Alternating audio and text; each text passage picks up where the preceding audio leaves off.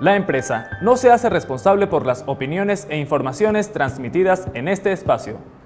Las declaraciones y conceptos emitidos en las entrevistas y programas son de la exclusiva responsabilidad de sus productores, conductores e invitados.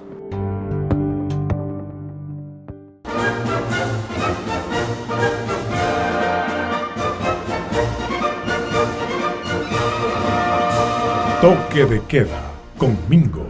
Gracias por todos sus comentarios que nos llegan a través de @eutvnet y @mingo_1. Vamos a aprovechar el tiempo, recta final hoy acá en el programa. Yo quiero, antes de darle la palabra al doctor Arraiz Luca, porque él nos ha traído, y yo creo que es lectura obligatoria para todos los que nos están viendo en estos momentos en general, porque son 3 tomos donde el profesor Arraiz Lucas, en su condición de historiador, nos compacta de alguna forma esa Venezuela que ha tratado de contarnos hoy, de describirnos de alguna manera. Imagínense desde el inicio, desde 1498, el primer tomo, hasta 1728, luego fíjense ustedes que es el segundo tomo, ¿verdad? Y que viene siendo el tercero, y es hasta nuestros días, que es donde vamos a caer ahorita en la propia hoja, en el propio testimonio del doctor Arraiz Luca. Chávez, llegamos pues a la era de Chávez. La era de Chávez está asignada por un proyecto político excluyente, es decir, Chávez nunca quiso formar una comunidad política. Eso que Betancur aprendió de sus errores del trienio, del 45 y 48, que al aprenderlo firma el Pacto de Punzo Fijo en el 58. ¿Qué fue lo que aprendió? Que no se podía gobernar sectariamente, que había que formar una comunidad política. Que no se podía gobernar solo. Y que había que crear una comunidad política donde el gobierno y la oposición no fuesen enemigos irreconocibles, sino gente que dialogara, que negociara y que se entendiera. Qué bien. Como son las democracias. Eso, claro. Eso Hugo Chávez nunca lo quiso. Más bien, nunca quiso. Él solo. Él no quería compartir el poder con nadie porque él estaba encabezando una revolución. Y las revoluciones no comparten el poder con nadie. A la larga, a mediano y a largo plazo enfrentan un problema, y es que las revoluciones van alimentando a sus seguidores radicales, pero van dejando fuera a sectores cada vez más grandes de la sociedad.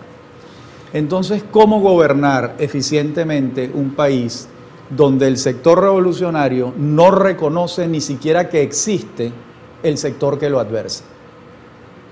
Eso tiene consecuencias gravísimas en el desarrollo de cualquier país, porque todos los estudios indican que los países se desarrollan cuando hay paz, cuando hay un mínimo acuerdo sobre el cumplimiento de las leyes, cuando hay un respeto por el otro, cuando se vive en términos de buenos vecinos, aunque pensemos distinto. Ese fue, a mi juicio, su gran error político, porque ¿cuál es la situación en la que está Venezuela después de 14 años? 2 bandos, ¿verdad? Un bando revolucionario y un bando opositor. El bando revolucionario no quiere saber absolutamente nada del bando opositor.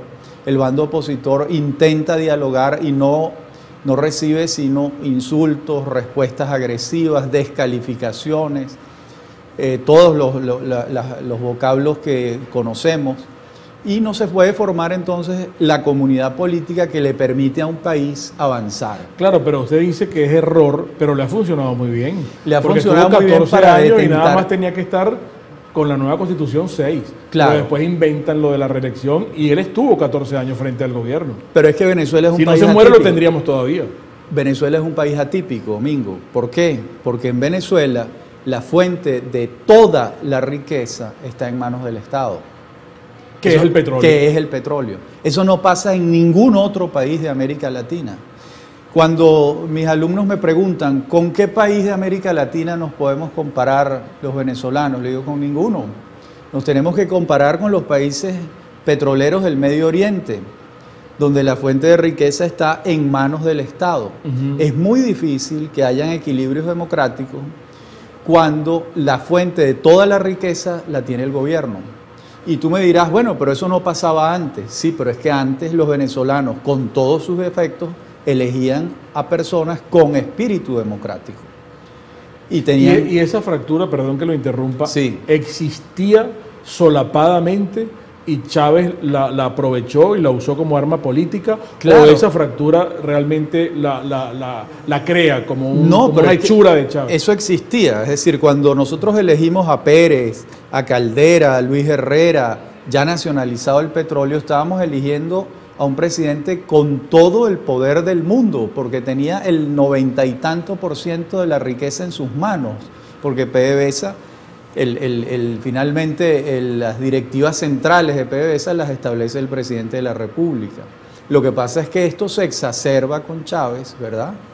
Y ¿por qué se queda tantos años en el poder? Bueno, porque hay unas enormes fuentes de riqueza de las que el gobierno dispone. Para la oposición batallar contra esto es casi un milagro, es una tarea, yo diría a veces la tarea de Sísifo, que está rodando esa piedra hasta la cima y se le devuelve. Claro. Y la razón que muchas veces la gente no entiende es que todos los recursos los tiene el gobierno. Y eso no permite que haya unos equilibrios democráticos.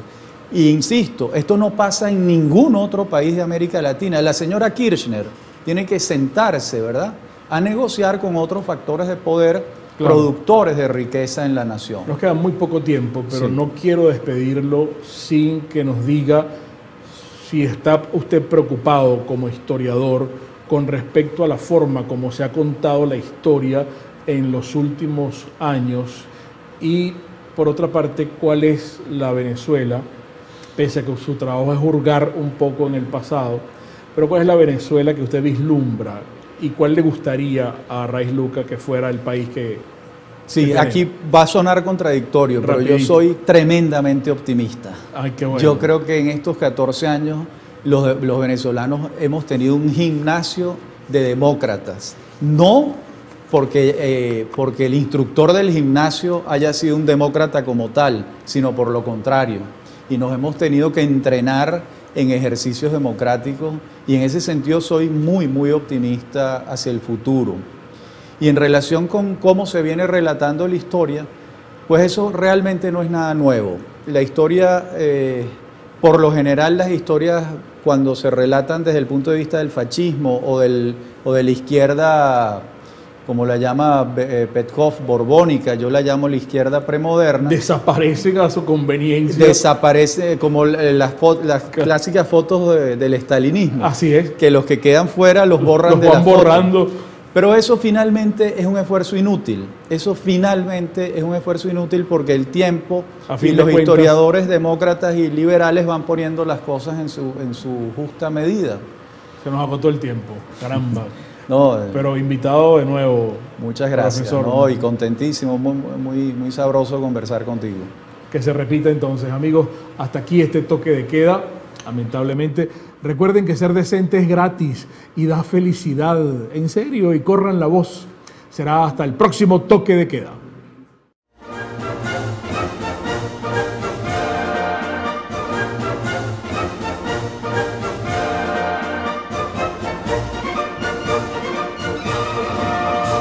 Toque de queda con Mingo.